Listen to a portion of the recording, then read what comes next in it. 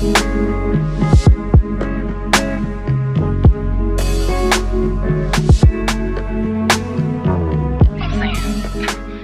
beautiful people, I'm Baby and welcome to my channel where I take the time to gossip about books. If this is your first time, welcome. If not, welcome back. Please take 2 seconds to go ahead and click the like, subscribe, and notification buttons all down below so you don't miss out on any new videos. So this latest read is, I'm gonna go ahead and add it to my messy chronicles, okay? This is You Made a Fool of Death with Your Beauty. I feel like this book took me like 3 days to read. That's how good it was. I did not expect what this book was giving. Like, I've never seen something so messy. I know you guys were probably here when I mentioned the 3 of us. It was a couple videos ago, and I was like, this is such a messy book. This is messy. This is messy. Like, it's messy, and it's like drama, and it's like, I did not know what to expect, because I got, once again, this is another book I got recommended through TikTok, but I had no idea what it was going to be about. And then the first line already had me like, girl, what the hell is going on? Like, the first line catches you and you're just reading through the book. It's less than 300 pages, so it's not going to take you long to get through the book. But girl, it's messy. Okay, so let me read the first line. If you're the kind of person you don't like vulgar stuff, please log out of this video like already. I'm prepping you. 3, 2, 1, la. Okay. So the first line is, Milan was the first person Faye had since the accident. Where are we going with this? This is not the book I thought this was gonna be. This title was giving more like mystery, romance. That's not what the book is about. So the book is about the main character, Faye. I think it's how you pronounce it. Faye. And the story of like her getting back to living after her husband has passed away.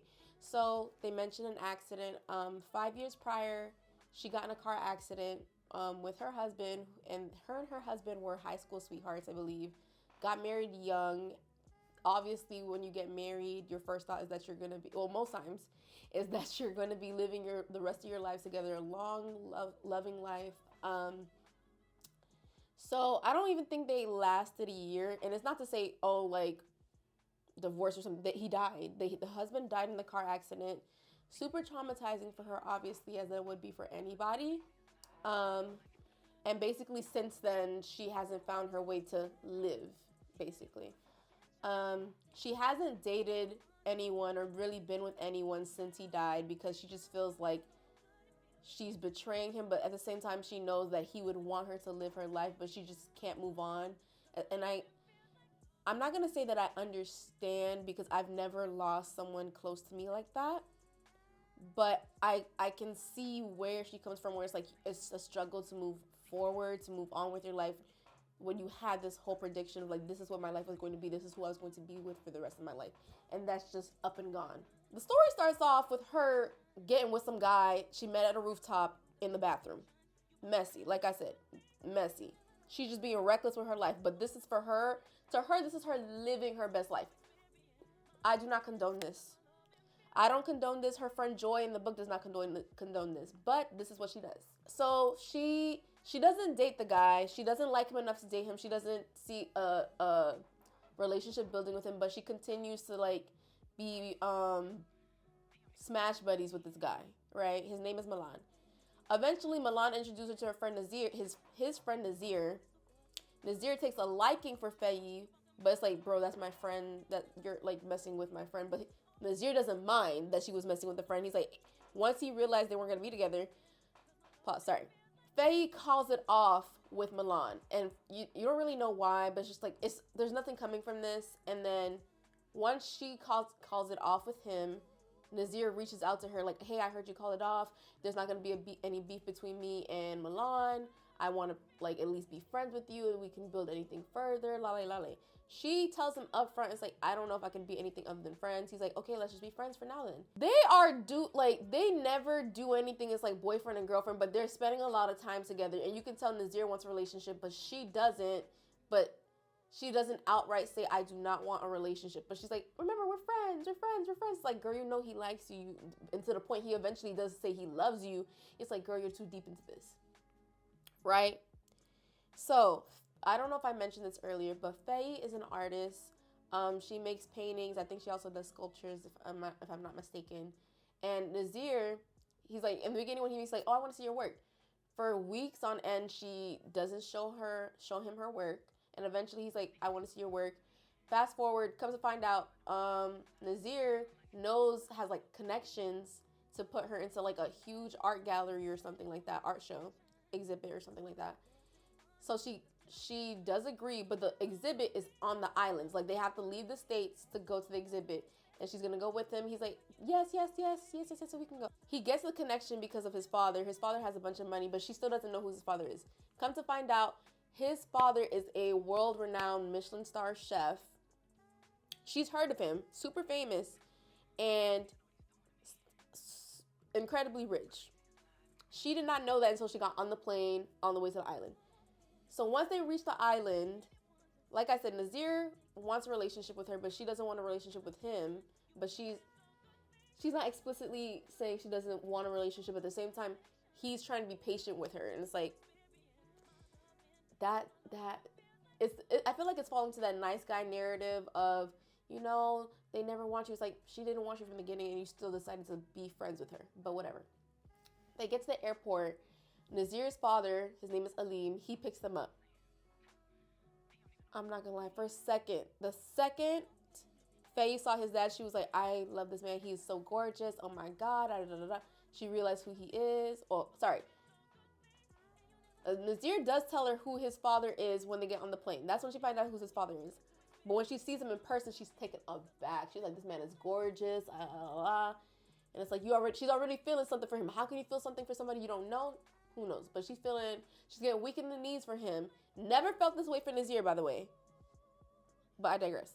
Okay, so like I said, they make their way to the island. She falls in love with the dad. Why did she fall in love with the dad? We don't know. So basically, she's on this island with Nazir, and she's like, you can tell Nazir's trying to kind of push up on her, like build a relationship, but also trying to like move slowly with her, but she is not here for it. You can tell she's more interested in the father. I'm gonna fast forward so much, okay? This is all middleman in the book. You just know that things build over time. Her and the father end up bonding together. They're like on a mountain during sunrise, like 4 o'clock in the morning, 5 o'clock in the morning, watching the sunrise.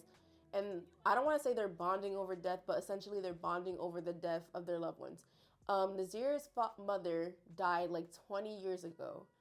And like I said in the beginning, Faye's husband died like 5 years ago. So they're bonding over the loss that they're never going to get from the person that they loved. And I guess this is one of the things that ties Faye to Aleem, which is Nazir's father, is that she feels like she has a bond with him that she can't get with anyone else. Nazir's not going to understand it.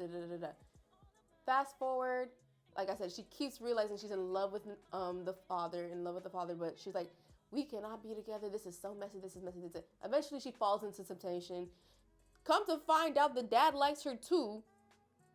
They don't purposely wait till Nazir is gone, but that's what happens. Like, the second Nazir leaves for like a business trip, they get into it. And it's like, I wanted you, I always wanted you, but we can't do this, but we can. We can't do this, but we can. It's like, this is the messiest. Like, it's funny because you constantly hear stories of girls like, oh, keep playing with me, I'm gonna mess with your daddy. But Nazir ain't do nothing for you to be messing with his dad. Like, this is messy. So eventually, Nazir finds out and he's mad, as he should be. But he's mad to the point where he's literally like about to cast a case. And that's not okay. Eventually, they work things out. And I don't understand how you can really work things out. Like, if you mess with my parent, like, even if I didn't have, like, it's funny because they mentioned this in the book. Even if I didn't have feelings for you as my friend, why are you messing with my parentals? And I was like, this is so messy. Like, I had to keep reading the book because it was just so messy. So that's just the book. Now, every person told me I was going to love this book. And I'm like, I had no idea what I was getting into. And I'm like, they were right. This book is messy. There was one theme, I guess, that was important to me that I thought was really interesting. Is like, So they both know it's super messy for them to be messing with each other, like the father and Faye, Aleem and Faye. But it's the fact of they've had life taken from them before, take happiness taken from them before, where they're now at a point where they're like, I'm at a point now where I can have happiness again. But because it might make other people uncomfortable and make other people upset, I'm not gonna do it. They're like, I'm not gonna live like that. I don't care. It's like I'm choosing me. And this is very selfish, but I feel like in other ways I can see people adapting this to their lives, and you should adapt this to your life. It's like you can't always make other people happy at the expense of yourself. But this was just very messy. Like this was an extreme. Like messing with your son's, you knew he liked that girl and you took him. It's like, and you're just like, hey son, we just gotta figure it out. It might mess up our relationship. It shouldn't, but I'm gonna keep seeing this girl. That is crazy to me. But hey. Yeah, like I was saying, do I agree with Faye and Aleem? No. Do I understand the sentiment of having to choose yourself at others' expense a lot of the time? Yes. Yes, I do. I did not, like I said, I did not know what to expect from this book. I would definitely recommend this to people because it's just such a juicy read. Like, it's so messy that you're like, you have to keep reading. Like, you're like, what the heck?